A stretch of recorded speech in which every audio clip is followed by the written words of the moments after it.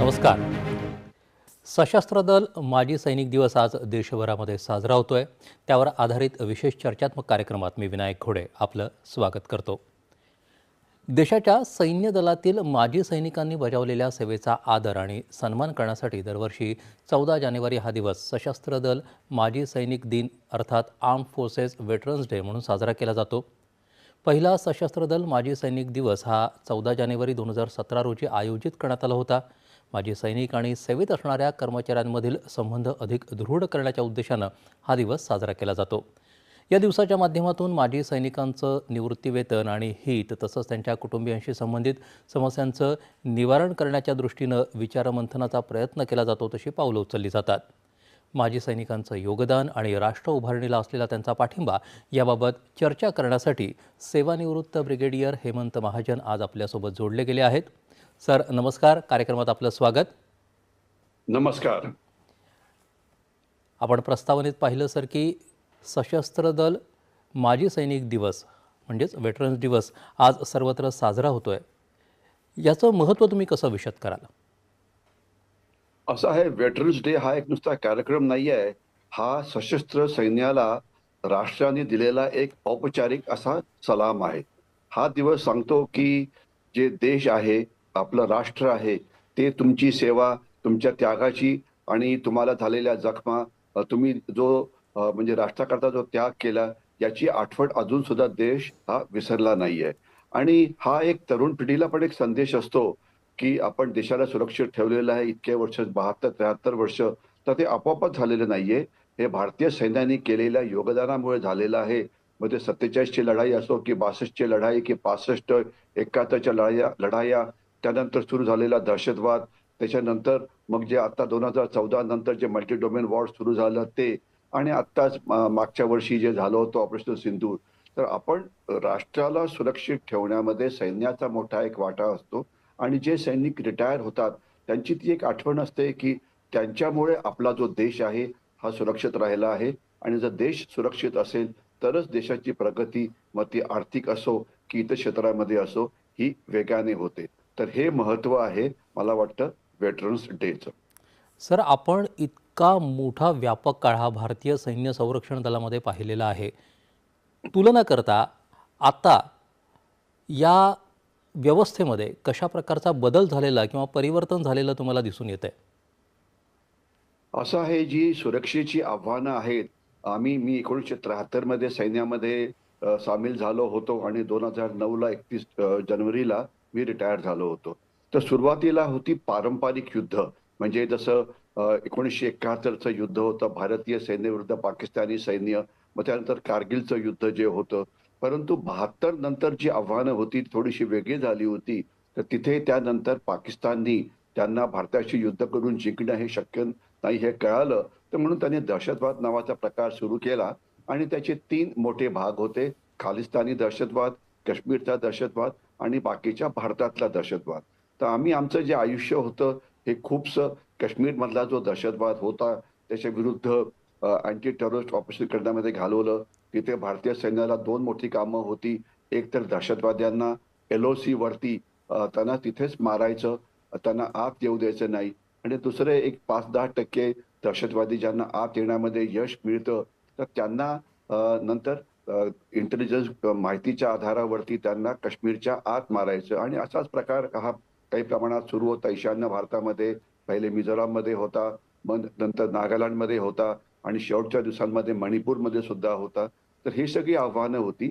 आणि याच वेळेला चीनी सीमेवरती फायरिंग होत नव्हतं, परंतु धक्काबुक्की, एकमेकाला मारपीट करणं, अशा प्रकारच्या गोष्टी खूप व्हायच्या. भारत-पाकिस्तान सीमा ही खूप ॲक्टिव्ह होती. तर अशा प्रकारचं आमचं जे म्हणजे आम्ही जे सैन्यामध्ये जे सर्व्हिस केली, तर त्यावेळची आव्हानं ही युद्ध, पारंपरिक युद्ध, दहशतवाद आणि अपारंपरिक युद्ध, अशा प्रकारची आव्हानं होती. मी 2009ला रिटायर झालो आणि त्यानंतर आत्ताच आपण बघितलं की ऑपरेशन सिंदूर झालेलं आहे. यामध्ये काय झालं, तर यामध्ये मोठ्या प्रमाणामध्ये आपण इतर शस्त्रांचा वापर केला. म्हणजे डायरेक्ट युद्ध, समोरासमोरचं युद्ध हे पुष्कळ कमी झालं आणि याच्यामध्ये आपण मिसाईल्सचा वापर केला, आपण ड्रोन्सचा वापर केला, आपण याच्याशिवाय तोफा वगैरेचा वापर केला. तर म्हणजे आता युद्ध हे पारंपरिक युद्धातून बदली होत त्याच्यानंतरच्या वेगवेगळ्या प्रकारच्या टेक्नॉलॉजीज आलेल्या आहेत. खास तर ड्रोन्स आहेत, मिसाईल्स आहेत वगैरे. तर त्यांचा वापर हा जास्त केला जातो आणि एवढंच नव्हे तर जसं आपण ऑपरेशन सिंदूरमध्ये बघितलं आणि आपल्याला कल्पना आहे की ऑपरेशन सिंदूरवरती माझं एक पुस्तक पण आहे. तर त्यामध्ये केवळ नुसतं मिसाईलचंच युद्ध झालं नाही. तर शिवाय सायबर युद्ध झालं, त्याच्याशिवाय स्पेस युद्ध झालं, त्याच्याशिवाय इकॉनॉमिक वॉरफेअर झालं, त्याच्याशिवाय डिप्लोमॅटिक वॉरफेअर झालं. तर म्हणजे आता युद्ध त्याला आम्ही इंग्लिशमध्ये मल्टी डोमेन वॉर म्हणतो, हं, हं. तशा प्रकारचं होतं आणि वेगवेगळ्या स्तरावरती आपल्याला युद्ध करावं लागतं आणि त्याकरता भारतीय सैन्य तयार आहे. आपण भैरव बटालियन्स आणि रुद्र ब्रिगेड वगैरे नावं ऐकली असतील. हो. परंतु नक्कीच सुरक्षेचं आव्हान जे आहे, हे अतिशय वेगाने बदली झालेलं आहे आणि तसंच आपण सुद्धा आपली शस्त्र, लढण्याची पद्धती, ऑर्गनायझेशन हे सुद्धा वेगाने बदली करतो आहे. तर ज्याच्यामुळे आपल्याला सध्याच्या युद्धाला तोंड देता येईल. म्हणजे अगदी प्रशिक्षणापासून ते तंत्रज्ञानापर्यंत खूप मोठ्या प्रमाणावरती व्यापक असा बदल आपल्याला झालेला दिसून येतो. सर, तुम्ही मगाशी तुमच्या काळामधल्या सगळ्या गोष्टी सांगताना, परंपरागत युद्धाच्या आठवणी सांगत असताना, हा जो तुमचा काळ होता, त्या सेवा काळामध्ये असा कोणता क्षण आहे जो आजही तुमच्या मनामध्ये ठळकपणे कोरला गेलेला आहे? खरं म्हटलं तर मी एक इन्फंट्री ऑफिसर होतो म्हणजे पायदळाचा ऑफिसर होतो आणि आपल्याला कल्पना असेल की देशाकरता म्हणजे जे प्राणाचं बलिदान दिलं जातं, त्या 95% बलिदान हे म्हणजे पायदळ किंवा इन्फंट्री देतं. तर आमची सगळी जी सर्व्हिस आहे, अतिशय धोकेदायक परिस्थितीमध्ये गेली. मग ती भारत-चीन सीमा असो की भारत-पाकिस्तान सीमा की ऑपरेशन ब्लू स्टार जे पंजाबमध्ये झालं, ऑपरेशन रक्षक जे काश्मीरमध्ये सुरू होतं किंवा वेगवेगळ्या मोहिमा ज्या आम्ही ईशान्य भारतामध्ये राबवल्या.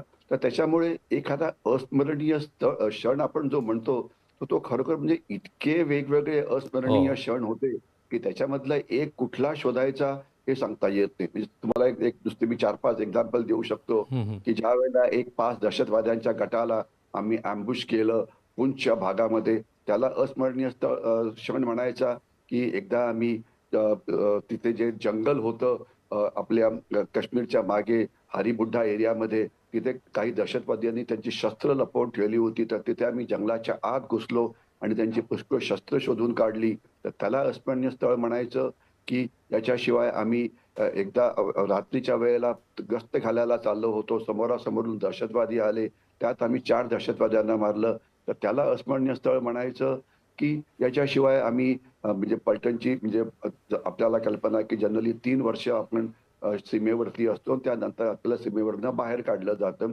आमची जायची वेळ आली होती आणि आमचं पोस्टिंग आलं होतं पुंछ आणि राजौरीमधून पोर्ट ब्लेअर म्हणजे अंदमान निकोबार गटामध्ये जाण्याकरता आणि शेवटच्या दिवशी आमचा एक एन्काउंटर झाला, ज्यामध्ये आम्ही 6 दहशतवाद्यांना मारलं, की त्याला म्हणायचं.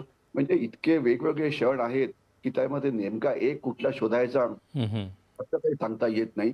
परंतु एवढं मात्र नक्की आहे, की आपल्याला कल्पना आहे, की जशी शूरता पुरस्कार सैन्यामध्ये असतात, मग ते परमवीर चक्र असो, की महावीर चक्र असतो, की वीर चक्र असतो, ही सगळी शूरता पुरस्कार इंडिव्हिज्युअल म्हणजे एका सैनिकाकरता असतात. परंतु जे सगळं म्हणजे जे जे सगळं टीम करता असतं, त्याला chief of army staff unit citation असं म्हटलं जातं.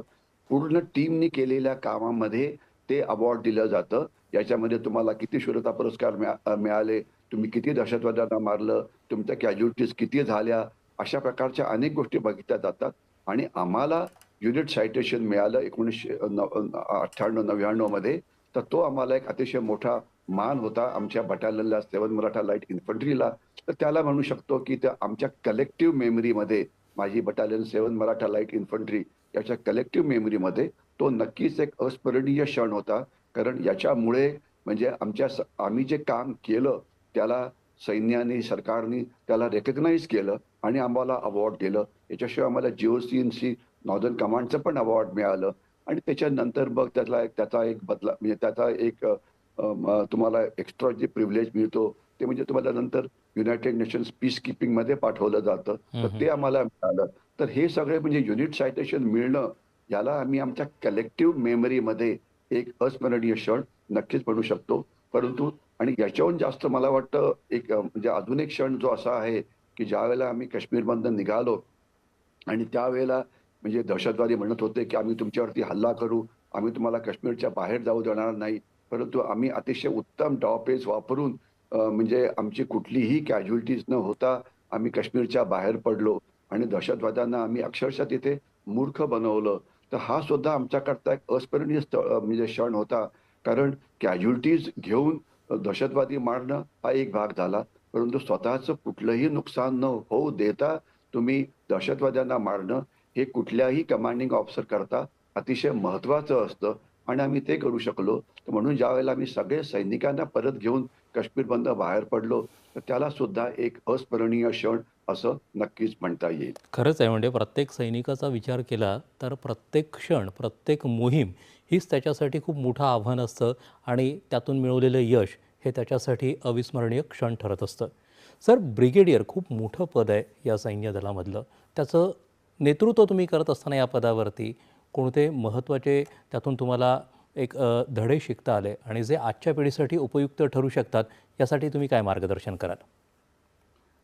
नेतृत्व हे सैन्यामध्ये महत्त्वाचं असतं आणि सैन्यामध्ये नाही, पण परंतु प्रत्येक ऑर्गनायझेशन म्हणजे प्रत्येक क्षेत्रामध्ये नेतृत्व हे अत्यंत महत्त्वाचं असतं. तर आमचं जे नेतृत्वाचा जो धडा आम्हाला जो शिकवला होता इंडियन मिलिटरी अकॅडमी डेहराडूनमध्ये, जिथे चेटवूड हॉलच्या भिंतीवरती लिहिलेलं आहे, की safety, honour, welfare of your country comes first always and every time. म्हणजे देश प्रथम. Safety, honour, welfare of the troops that you command comes next. म्हणजे तुमच्या हाताखालचे जे सैनिक असतात त्यांचं सेफ्टी, ऑनर हे नंतर येतं. युअर ओन सेफ्टी, ऑनर आणि आणि safety comes last always every time. म्हणजे देश सर्वप्रथम, त्यानंतर तुमचे सैनिक आणि सर्वात शेवटी तुम्ही. तर नेशन बिफोर सेल्फ हा मला वाटतं आमचा आमचा म्हणजे भारतीय सैन्याचं एक मोठं ब्रीदवाक्य आहे आणि तेच आम्ही पाळलं, की आमच्यासमोर भरपूर अडचणी होत्या. तिथे तुम्हाला पुरेसे रिसोर्सेस मिळत नाही. एरिया डिफिकल्ट असतं, वेदर खराब असतं. पण आजच पेपरमध्ये वाचलं असेल तर एक बॅडमिंटन चॅम्पियन सुरू आहे. तर थंड हवा आहे म्हणून लोकं कंप्लेंट करतायत वगैरे. तर अशी कंप्लेंट सैन्यात करता येत नाही किंवा तुम्हाला पाहिजे तुमच्यापेक्षा जास्त चांगली रिसोर्सेस ही तुमच्या शत्रूकडे आहे, तर ती कंप्लेंट करता येत नाही. तुमच्याकडे जी शस्त्र आहे, तुमच्याकडे जे रिसोर्सेस आहे, त्याचा चांगला वापर करून यश मिळवणं.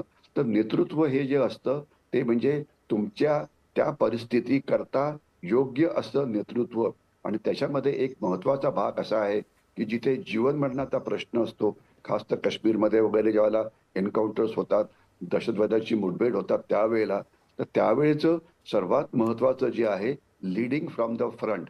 म्हणजे तुम्ही तुमच्या युनिटचं नेतृत्व हे सर्वात पुढे राहून करायला पाहिजे.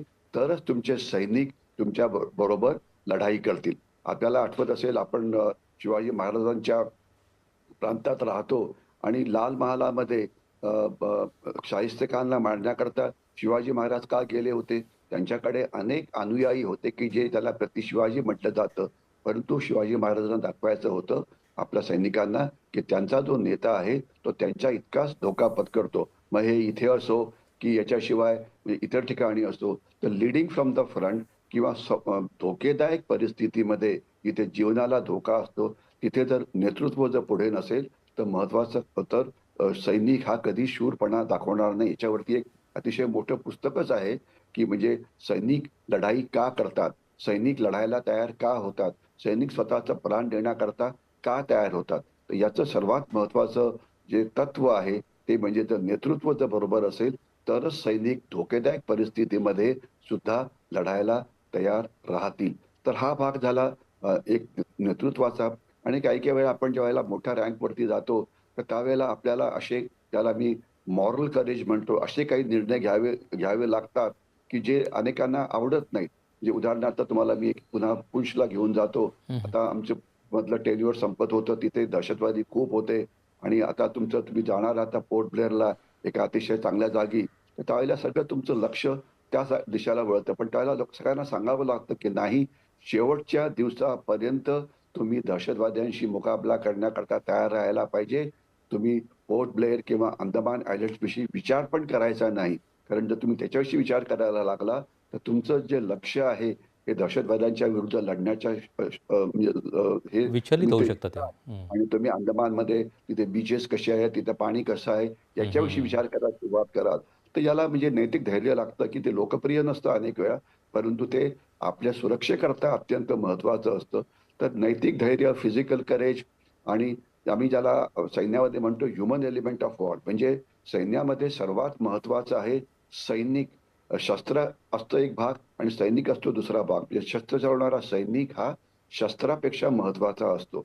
तर म्हणून आपल्याला आपल्या सैनिकांचं नेतृत्व एका परिस्थितीमध्ये कसं करायचं, ही एक मोठी कला आहे आणि ती कला आम्ही म्हणजे जिथे-जिथे यश मिळतं तिथे ती वापरली जाते. तर मला वाटतं ते नेतृत्वाचे धडे आहेत. हे आज कुठल्याही क्षेत्रामध्ये ॲप्लिकेबल आहे आणि जर ज्यावेळेला आपण सगळ्या आपल्या टीमला बरोबर घेऊन जातो, आपल्याला टीमचं म्हणजे त्यांचे एक्झॅक्टली त्यांना त्यांचे स्ट्राँग पॉइंट्स काय, वीक पॉइंट्स हे आपल्याला माहिती असतात आणि दिलेल्या परिस्थितीमध्ये आपल्याला जे रिझल्ट अचीव्ह करायचे असतात, ते आपण करतो.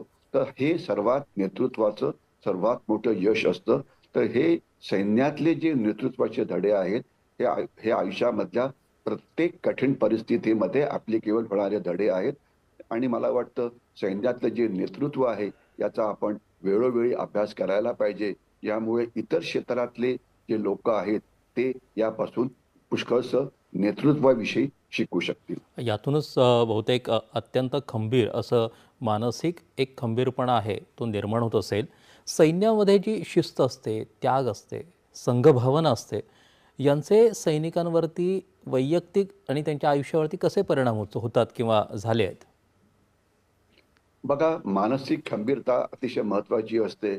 कारण कठीण प्रसंग हे सैन्यामध्ये नेहमीच येतात आणि एवढंच नाही तर आपल्याकडे साधनं अपुरी असतात, परिस्थिती प्रतिकूल असते, जे अपेक्षित पाठिंबा असतो ते मिळत नाही.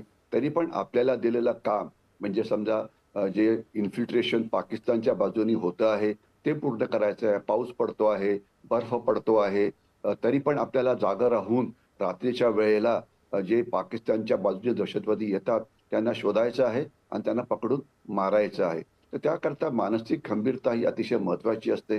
आपल्याला आपल्या शस्त्रावरती आपला म्हणजे विश्वास असायला पाहिजे. आपण आपलं जे प्रशिक्षण चांगलं करायला पाहिजे, ज्यामुळे आपण रात्रीच्या वेळेला फायर करू शकू. आपण आपली सगळी शस्त्र उत्तमरित्या वापरू शकू आणि सगळ्यांना आपल्याला एक टीम म्हणून काम करायचं असतं आणि म्हणजे आपणच नाही तर आपले जे सहकारी असतात, त्यांचा पण आपल्याला योग्य वापर करायचा असतो आणि यावेळेला आपल्याला सांगावं लागतं की आपण सगळे एकत्र मिळून काम करतोय आणि आपलं काम काय, की त्या दहशतवाद्यांना पकडणं, त्यांना मारणं वगैरे. तर त्याच्यामुळे अनेक वेळा अशा प्रसंगामध्ये भीती वाटते. असं वाटतं की अरे मी इथे एकटा आहे, रात्रीची वेळ आहे, एकदम कुणी डावीकडनं आलं, कोणी उजवीकडनं आलं, कोणी मागून आलं, तर समोरासमोरची लढाई होईल. त्यामध्ये मला बाकीचं सैन्य मदत करू शकणार नाही. म्हणजे भीती वाटणं हे एक अतिशय मोठं आव्हान असतं.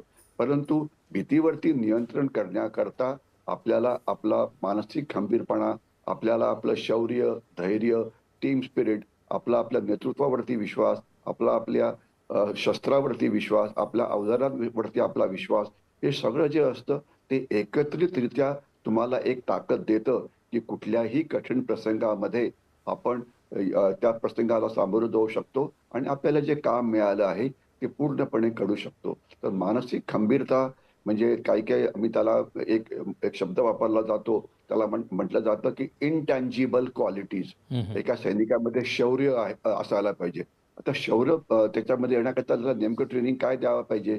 धैर्य त्याच्यामध्ये असायला पाहिजे. तर त्याला नेमकं ट्रेनिंग कसं द्यायला पाहिजे? त्याच्यामध्ये देशभक्ती असायला पाहिजे. तर देशभक्ती करता काही तुमच्याकडे 7 दिवसाचं ट्रेनिंग आहे का?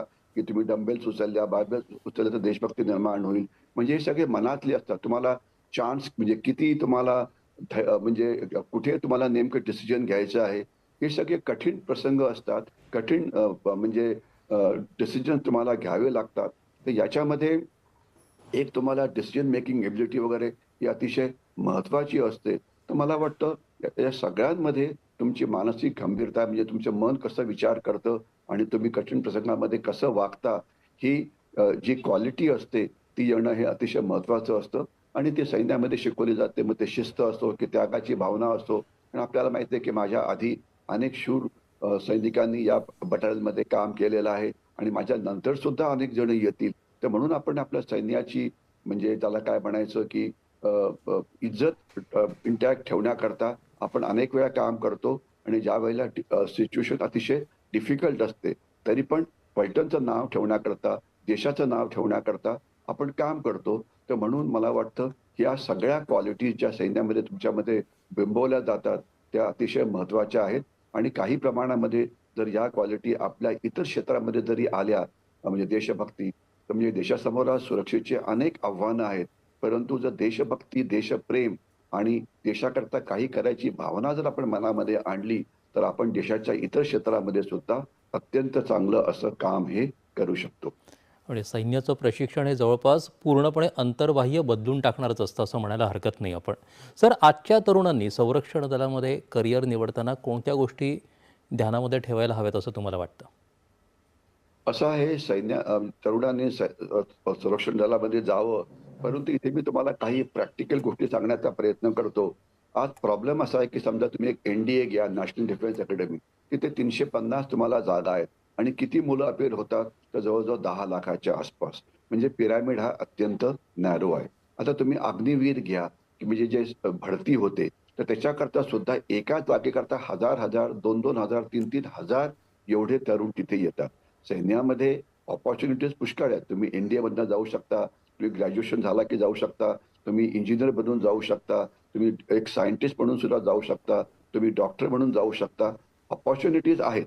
पण आज देशामध्ये मुख्य सर्वात मोठं आव्हान असं आहे, की व्हेकन्सीज या फार कमी असतात आणि त्याच्याकरता अपिअर होणारी मुलं ही खूपच जास्त असतात. खूप, खूप, खूप जास्त असतात. ते मला तुम्हाला खूप, खूप मी 3 वेळा म्हटलेलं आहे. आणि 350 जागा आणि 10 लाख म्हणजे काय हे रेशो आहे याची आपल्याला कल्पना यावी. तर म्हणून तुम्हाला अतिशय चांगल्या पद्धतीने तयारी करायला पाहिजे, अभ्यास करायला पाहिजे, एस-एस-बीची तयारी करायला पाहिजे.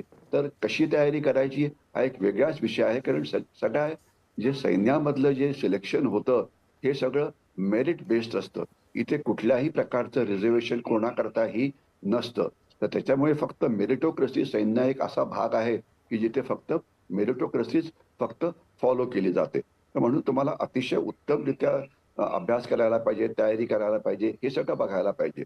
आणि याच्यानंतर मला एक दुसरा महत्त्वाचा मुद्दा असा सांगायचा आहे, की तुम्ही ज्याला सैन्य म्हणता, तर तुम्हाला सैन्यात जमलं नाही, तर तुम्ही जे अर्धसैनिक दलं आहेत, म्हणजे सी-आर-पी-एफ आहे, बी-एस-एफ आहे, आय-टी-बी-पी आहे, सी-आय-एस-एफ आहे, तुम्ही तिकडे जाऊ शकता. तुम्ही पोलिसांमध्ये सुद्धा जाऊ शकता. आणि समजा याच्यात पण जर तुम्हाला प्रवेश मिळाला नाही, तर मात्र तुम्ही इतर कुठल्याही क्षेत्रात जाल, तर तिथे सुद्धा तुम्ही चांगलं काम केलं, तरी पण तुम्ही म्हणजे सैन्यातच जायला पाहिजे असं नाही. कारण पिरॅमिड नॅरो असल्यामुळे सगळ्यांना सैन्यामध्ये प्रवेश मिळणार नाही. तर म्हणून तुम्ही ज्या क्षेत्रामध्ये जाल, तुमचा ऑप्शन बी, ऑप्शन सी हा तयार असायला पाहिजे. आणि जर तुम्हाला सैन्यात जाताना आलं, तर अर्धसैनिक दलं, त्यात जाताना आलं तर पोलीस आणि त्याच्यात जाताना आलं तर इतर कुठलाही करिअर आजकाल म्हणजे देशाकरता आपण जे करिअर घेतो, ते सगळंच चांगलं असतं आणि देशाला आपण वेगवेगळ्या क्षेत्रामध्ये मदत ही करू शकतो. तर त्याच्यामुळे आपल्याकडे एक संपूर्ण प्लॅन पाहिजे, की जर सैन्यात जाता नाही आलं, तर तुम्हाला इतर कुठे जायला पाहिजे आणि त्याकरता तयारी करणं, अभ्यास करणं आणि एक एस-एस-बी म्हणजे प्रॉपर प्रशिक्षण घेणं हे अत्यंत महत्त्वाचं आहे. त्याच्यात मी 2 गोष्टी सांगू शकतो, की आज आपल्या भारतीय म्हणजे आपलं जे सरकार आहे, महाराष्ट्र सरकार यांनी एन-डी-ए करता एस-पी-आय सर्व्हिसेस प्रिपरेटरी इन्स्टिट्यूट नावाची एक इन्स्टिट्यूट तयार ठेवलेली आहे. त्यांचं काम खूप चांगलं आहे. आपल्याकडे अनेक सैनिक स्कूल्स आहेत. त्यांचं काम बऱ्यापैकी आहे. याच्याशिवाय रिक्रुटमेंट करता प्री रिक्रुटमेंट ट्रेनिंग सेंटर सातारामध्ये आहे, कोल्हापूरमध्ये आहे, बुलढाणामध्ये आहे. तर म्हणजे सरकारने सोयी केलेल्या आहेत. पण एवढं नक्की, की हे अतिशय कॉम्पिटिटिव्ह असं फील्ड आहे. तर त्याच्यामुळे आपल्याला प्रचंड तयारी करावी लागेल. कारण कॉम्पिटिशन ही ऑल इंडिया लेव्हलला असते. हां, म्हणजे संधी खूप आहेत, पण स्पर्धा पण तेवढीच तीव्र आहे. सर, आपण आज जो चर्चा करतोय ती माजी सैनिकांबद्दल कृतज्ञता व्यक्त करण्यासाठी. तुम्ही देखील निवृत्त झालेला आहात. या जीवनात देखील तुम्ही देशसेवेशी जोडलेले आहात. हा प्रवास कसा आहे? आणि त्यातूनच मग विचार करायचा झाला तर सैनिकांच्या कुटुंबियांची भूमिका यामध्ये किती महत्त्वाची असते? बघा, आता जोपर्यंत सैन्यामधनं रिटायर्ड होणं आहे, की जे आमचे जवान असतात, ते तर खूप यंग म्हणजे म्हणजे रिटायर होतात, की म्हणजे पहिले ते एक 17 वर्ष सर्व्हिस करायचे, वयाच्या 18व्या वर्षी भरती असायची आणि 35व्या वर्षी ते रिटायर व्हायचे. आता तर अग्निवीर आल्यामुळे 4-4.5 वर्ष झाली, की त्यांना सैन्यातनं बाहेर जावं लागतं आणि अल्टरनेट करियर मग ते पॅरामिलिटरी फोर्सेसमध्ये असो, की सेंट्रल आर्म्ड पोलिस फोर्सेसमध्ये असो, ते घ्यावं लागतं. आणि जोपर्यंत अधिकारी म्हणजे ऑफिसर्सचा प्रश्न आहे, तुम्ही वयाच्या 54व्या वर्षी किंवा 56व्या वर्षी किंवा 58व्या वर्षी तुम्ही रिटायर होता आणि त्यावेळेला तुमचं म्हणजे फिजिकल स्टँडर्ड्स, मेंटल स्टँडर्ड्स हे पीकला असतात. म्हणजे 56 वर्ष खरं म्हटलं तर रिटायर व्हायचं वय नाही. तर त्याच्यामुळे तुम्हाला सेकंड करियर हे म्हणजे हे अतिशय महत्त्वाचं असतं. नाहीतर तुम्ही एवढं जे शिकला, एवढं स्वतःचं जे ट्रेनिंग केलं ते वाया जाईल. तर याच्यामुळे अनेक म्हणजे म्हणजे 2 प्रकारचे जे सैनिक असतात, अनेक ते जण म्हणजे वेगवेगळ्या अर्धसैनिक दलामध्ये जरूर जातात. काही जण मग शेती करण्याचा प्रयत्न करतात, काही उद्योजक बनण्याचा प्रयत्न करतात आणि काही अतिशय चांगले असे म्हणजे ज्याला काय म्हणतात शेतकरी पण आहेत आणि अधिकारी जे आहेत हे वेगवेगळ्या ठिकाणी जातात. तोपर्यंत माझा प्रश्न आहे, मी ठरवलं होतं, की मी आर्मी वॉर कॉलेजमध्ये कर्नलच्या रँकच्या अधिकाऱ्यांना शिकवायचं. तर मी ठरवलं होतं, की देशाची सुरक्षा या विषयावरती मी लिहीन, बोलीन वगैरे. म्हणून मी रिटायर झाल्यानंतर लगेचच वर्तमानपत्रामध्ये देशाची सुरक्षा या विषयावरती लिहायला सुरुवात केली आणि गेले 17 वर्ष मी वेगवेगळ्या वर्तमानपत्रामध्ये कंटिन्युअसली लिहितो आहे आणि कुठल्याही क्षणी माझे 4 ते 5 वर्तमानपत्रामध्ये कॉलम असायचे. आज सुद्धा या या वेळेला माझा तरुण भारतमध्ये प्रत्येक रविवारी कॉलम आहे. सामन्यामध्ये प्रत्येक शनिवारी आहे. पुढारीमध्ये प्रत्येक गुरुवारी आहे. हे सगळे मराठी झालं आणि इंग्लिशमध्ये न्यूज भारती पोर्टलवर त्याच्यात कॉलम आहे. त्याच्याशिवाय टीव्हीवरती जाणं, बाईट देणं हे बऱ्यापैकी होतं. त्याच्याशिवाय ज्याला आपण व्याख्यानमाला म्हणतो, ज्याला आपण याच्यामध्ये ज्याला पब्लिक उद्बोधन म्हणायचं. हं, हं. कारण काय की आता युद्ध असं झालेलं आहे की जिथे पब्लिक उद्बोधन हे अतिशय महत्त्वाचं आहे आणि अनेक वेळा सुशिक्षित माणसांना सुद्धा माहिती नसतं, की कशाप्रकारे भारताचे शत्रू भारतावरती हल्ला करतायत. तर ते महत्त्वाचं आहे आणि प्लस माझी या विषयावरती अनेक पुस्तकं सुद्धा आहेत. हं, हं. त्याच्यामधलं शेवटचं पुस्तक जे आहे ऑपरेशन सिंदूर याच्याशी मगाशी मी बोललो होतो. तर मी हे काम सतत करतो आहे आणि याच्यामुळे माझा अनेकांशी संवाद साधला जातो. मग ते युवक असो, की पोलीस असो, की अर्धसैनिक दलं असो, की सोसायटी असो. तर त्याच्यामध्ये मला वाटतं, की 2 गोष्टी महत्त्वाच्या आहे, की तुम्हाला म्हणजे प्रचंड अभ्यास करावा लागतो. विश्लेषण करण्याची तुमची क्षमता असावी लागते. तर त्याकरता जर तुम्हाला हे काम जर आवडत असेल, तर तुमची पॅशन असेल, देशाला सुरक्षित ठेवण्यामध्ये तुम्हाला काहीतरी करायचं आहे, तरच तुम्ही ते काम करू शकता. कारण 24 तास काम करणं हे काही सोपं नाहीये. अर्थात ते घरात बसून काम आहे किंवा फील्ड व्हिजिट आहे किंवा व्याख्यान देणं आहे वगैरे. पण तुम्हाला हे आवडायला पाहिजे आणि म्हणजे सर मी तुम्ही माझ्या एकूण कॉलेजमध्ये तुमचा काम जो करतो. अनुभव आहे इतका व्यापक आणि प्रचंड मोठ्या प्रमाणावरचा, त्यातून संरक्षण दलातली नवीन पिढी घडवण्यासाठी तुम्ही खूप छान काम करताय. अगदी शेवटचा प्रश्न थोडक्यामध्ये सर, की नागरिकांनी माजी सैनिकांप्रती कृतज्ञता बाळगण्यासाठी काय करायला हवं असं तुम्हाला वाटतं? कसं पाहायला हवं नागरिकांनी सैनिकांकडे? असं आहे नागरिकांनी कृतज्ञता पाळायला पाहिजे. आता मी जे काही महाराष्ट्रामध्ये बघतो आहे, सगळीकडे सैनिकांना बऱ्यापैकी इम्पोर्टन्स दिलं जातं. कोणी त्यांना दिवाळीला भेटी पाठवतं, कोणी त्यांना राखी पाठवतं आणि अनेक संस्था आहेत, की जे सैनिकांचा मान-सन्मान करतात. अनेक समारंभामध्ये सैनिकांना मुख्य पाहुणे म्हणून बोलावलं जातं. तर ते तर मला वाटतं केलं जातं. त्याच्यात काही फारसं कमी आहे असं काही मला वाटत नाही. एखादे देशद्रोही माणसं सोडून द्या, की जे काहीतरी उलटं-सुलटं बोलून सैन्याच्या विरोधात काहीतरी बोलतील, पण 99% नागरिकांना सैन्य काय करतं आहे याची कल्पना आहे. तर ती कृतज्ञता नक्कीच दाखवली जाते, याच्यात काही डाऊट नाहीये. फक्त मी त्यामध्ये एवढंच फक्त म्हणेन, हं, की हं. म्हणजे वेटरन्स किंवा माजी सैनिक यांच्याकडे नुसता एक औपचारिक कार्यक्रम म्हणून बघू नका. एक म्हणजे नागरिकांना हे सुद्धा माहिती असायला पाहिजे, की म्हणजे त्यांचं कौतुक करणं, त्यांना मान देणं हा एक भाग झाला. हं, हं. परंतु अ, या वेटरन्सकडे यांच्याकडे अनेक कौशल्य आहेत. मग बरोबर. ते नेतृत्व बिल्डिंगचं असो, की नेशन बिल्डिंगचं असो, तर तुम्ही शाळा आहेत, कॉलेजेस आहेत, उद्योग आहेत, प्रशासनं आहेत. अनेक प्रकारचं स्किल यांच्याकडे आहे. तर त्यांचं जर तुम्हाला स्किल वापरता आलं, तर त्या विभागाची प्रगती होईल आणि देशाची सुद्धा त्या निमित्ताने प्रगती होईल. म्हणजे नुसतं त्यांना त्यांचं म्हणजे नुसतं त्यांना शाल द्यायची, नारळ द्यायचा, त्याचं कौतुक करायचा हा एक भाग झाला. जो जसं मी मगाशी म्हटलं, तर पुष्कळ वेळा चांगल्या पद्धतीने होतो. हं, हं, हं, परंतु हं. सैनिकांच्या अनुभवाचा वेगवेगळ्या क्षेत्रांमध्ये वापर करून घेणं, आता देश सध्या अतिशय असुरक्षित आहे. म्हणजे त्याला काय म्हणायचं, की मुलींची सुरक्षितता, म्हाताऱ्या माणसाची सुरक्षितता किंवा ट्रॅफिक ॲक्सिडेंट्स होणं किंवा हे जे म्हणजे वेगवेगळ्या प्रकारचे जे घातपात होतात तसं होणं.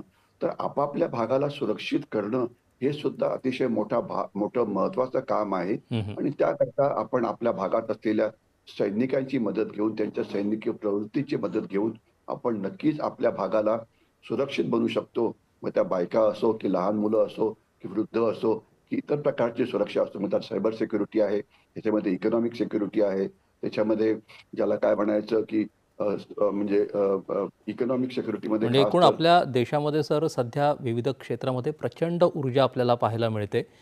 याच वेळी आपण माजी सैनिकांच्या अनुभवाचा, त्यांच्या विविध कौशल्यांचा लाभ करून घेतला पाहिजे.